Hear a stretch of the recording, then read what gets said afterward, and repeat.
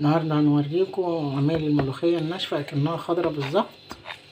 طبعا كلنا بنعرف نعملها وكل واحد له طريقته، وانا بعتمد الطريقة دي في الناشفة وفي الخضرة. يعني الخضرة برضو بعملها نفس النظام، كل المكونات بحطها ونفس النظام بخلطها معاها، فبعملها في الناشفة عشان تبقى اكنها خضرة بالظبط. معانا نص ربطة كزبرة خضرة، واخدة الورق بس منها، لا مش واخدة العروق.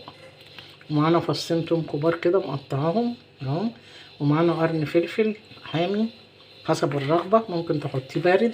انا بحط قرن احمر وقرن اخضر، فما لقيتش الا نص قرن محمر كده حطيته، بيدي طعم وبيفرق في الطعم جدا. جربوه بس وجربوا الطريقة ديت، هتبقى احلى ملوخية في الناشفة وفي الخضرة. يعني انا بعمل الخضرة كده برضو، بحط نفس المكونات مع الورق بتاع الملوخية واخرطهم مع بعض وافورهم.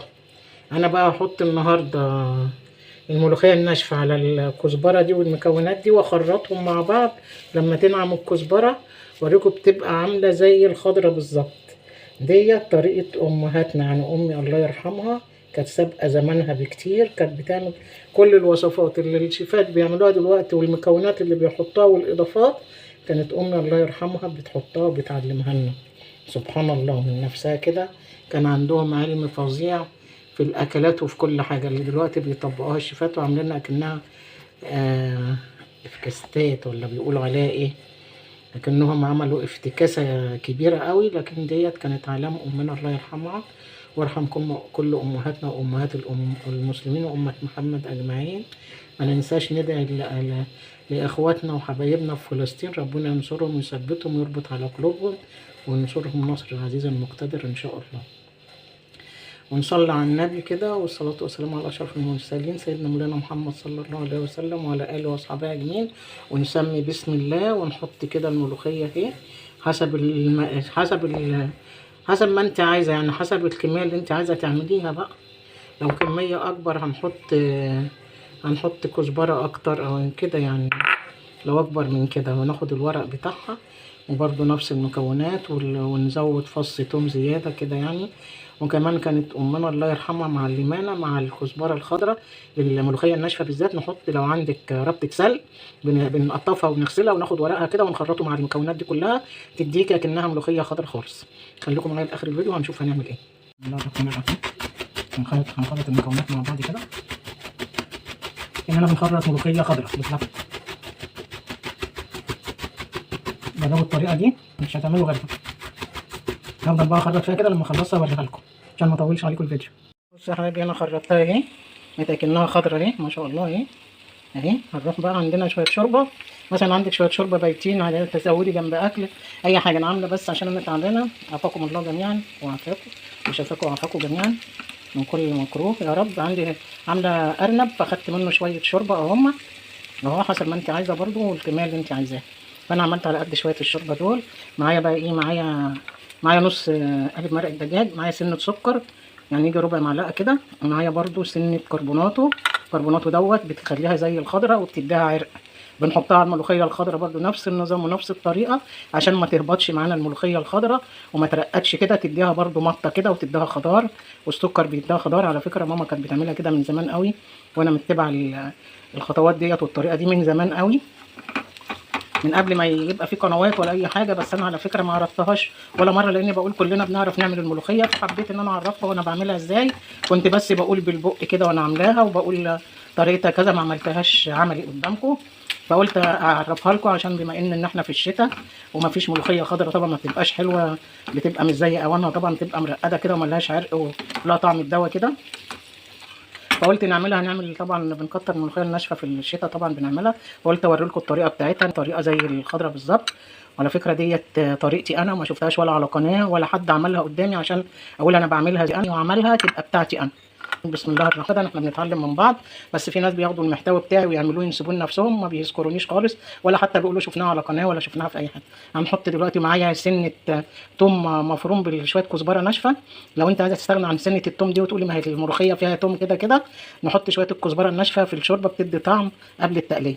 هنحط كده بسم الله الرحمن الرحيم. هنوطي النار خالص عشان طبعا الكربوناتو بيقوم بيفور، عشان نتجنب المرحله دي. اهو وطيت خالص، احط بسم الله الرحمن الرحيم كده. بص فرت ازاي اهو. بشيلها كده على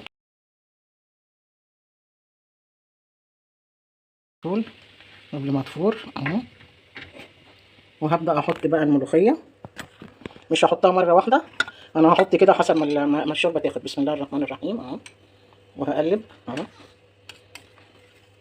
جربوها بالطريقة دي يا جماعة، مش هتنسوا حلاوتها، طعم وريحة، واللي يدخل هيشم ريحة تقول انت عاملة ملوخية على طول كده. اي حد هيشمها يقول لك انت عاملة ملوخية. واللي هياكلها دي هيقول لك دي ملوخية خضرا مش ناشفة. بسم الله الرحمن الرحيم، يا بركة بسم الله الرحمن الرحيم. أنا بقول كده حلاوة الله فيكي وبركة الله فيكي ومشان تعيش ما تكفيكي. حلاوة الله فيكي وبركة الله فيكي ومشان تعيش ما تكفيكي. في أيام جدودنا بقى وأمهاتنا يقول لك إيه، لحمة العجل فيكي واللي ياكلك ما يسليكي مشان تعيش ما تكفيكي. أنا بحط بركة ربنا أحسن من أي حاجة. أهو بصوا على فكرة هي عايزة شوية صغيرة بس، مش هتاخدها كلها. اللي يفيد ده يا جماعة نحطه في كيس ونحطه في الفريزر، مش هيبقى لما نيجي نعمل نطلعه ونكمل عليه. بسم الله الرحمن الرحيم. معلش الإضاءة عندي وحشة سامحوني، معلش. ربنا يكرمني كده يا رب بدعواتكم معايا وبفضلكم عليا وفضل ربنا قبل أي حد. وربنا يديمكم نعمة في حياتي كلكم يا رب. اللي يدعمني كده ربنا يكرمه إن شاء الله ويكبر بخاطره زي ما بتكبروا بخاطر أي حد وبخاطري أهوت. معلش ممكن يعني ربنا يكرمني كده أعمل إضاءة عشان الإضاءة عندي وحشة. بصوا عاملة زي الخضرة ازاي يا جماعة. هحط برده شوية كمان، أنا شايفاها إن هي خفيفة. مش هحط تاني، هحط بقى معايا التقلية.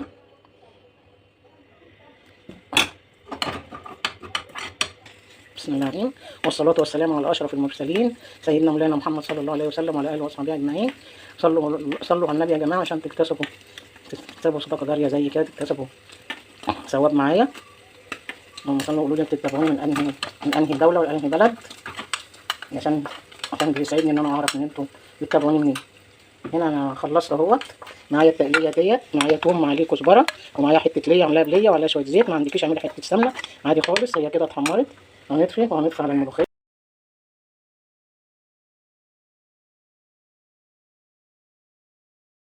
اعمل ازاي؟ لا بيغني عن يعني بيغني عن كلامي، شكلها بيغني عن كلامي. بصوا عامله ازاي، خضره دي ولا مش خضره؟ هنقول بسم الله الرحمن الرحيم وهنعمل كده.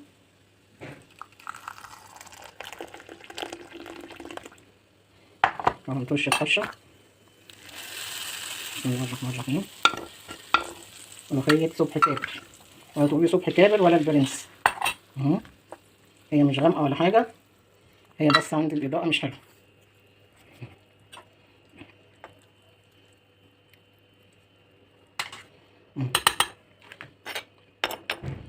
قولوا لي رايكم ايه يا جماعه. ورينا هي في الطاسه اللي انا عملت فيها. بسم الله الرحمن الرحيم.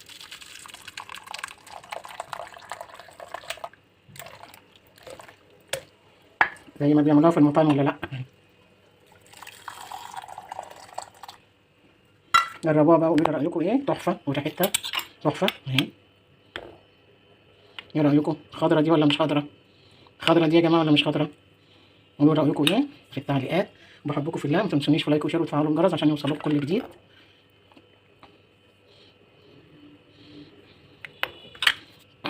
وجزاكم الله كل خير، والسلام عليكم ورحمه الله وبركاته. بص يا حبايبي هنا اهوت، انا غرفت عشان انا اللي هاكل، عشان انا هنا لوحدي بس. بيجوا متاخرين طبعا. قلت لكم انا عامله على شوربه ارنب اهو.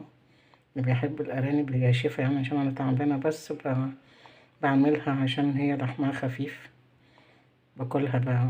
ربنا بيجعل فيها الشفا يعني. ودوت اللفت اللي انا خللته، هنزل لكم طريقته. انا منزلها قبل كده بس دي طريقة تانية يعني، بعتمدها على طول غير الطرق التانية. هي سهلة وما فيهاش حاجة وكل الناس بتعملها، بس حبيت افكركم بيها. عملتها برضو لسه عاملاها على فكرة. انا عاملاها اول امبارح بس. فتخلل على طول عشان الطريقة اللي بعمله بيها بيخليه يستوي بسرعة. والمية بتاعته ديت شفا على فكرة اهي، بتتشرب لان احنا بناخد بالمعلقة من البرطمان. وده الليمون المعصفر اللي انا برضو منزلاه وعملته اول امبارح ومنزلاه برضو، هتشوفوه. بس دوت اللي بيستوي بسرعة، اللي هو بغسله حلو وبقوم مقطعاه 4/4 واخده غلوة واسيبه يهدى ويبرد واقوم معصفراه واحط جزء من المية بتاعته وما بكترش كتير والخلطة بتاعته عشان يبقى الخلطة بتاعته بتتغمس كده. جربوه، والملوخية اهي والشوربة اهي، وتفضلوا معانا. ما تنسونيش لايك وشير وتفعلوا الجرس عشان يوصل لكم كل جديد. مع الف سلامة، اشوفكم على الف خير.